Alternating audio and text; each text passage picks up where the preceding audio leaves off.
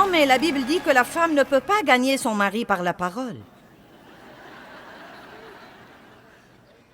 Mais elle peut le gagner par sa conduite pieuse et par son attitude pieuse également.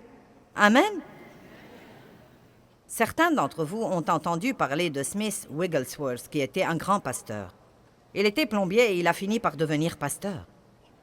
Mais bien avant de devenir pasteur, il avait une femme pieuse et il était méchant avec elle au plus haut degré.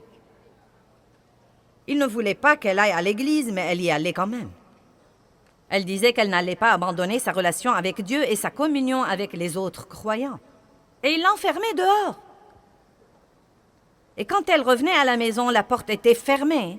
Et elle se couchait dehors et s'endormait.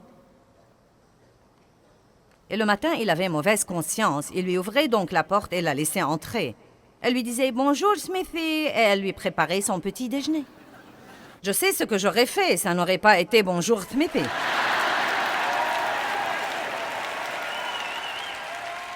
Mais d'un autre côté, si j'étais mariée à cet homme, il serait resté plombier et ne serait jamais devenu grand pasteur.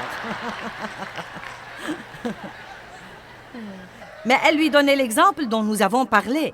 Et elle a continué à être tellement gentille avec son mari qu'il a fini par être sauvé et radicalement rempli du Saint-Esprit et par devenir un des plus grands prédicateurs renommés que l'Église a connus. Laissez-moi donc répéter. Vous ne pouvez pas changer les membres de votre famille, mais vous pouvez prier pour eux.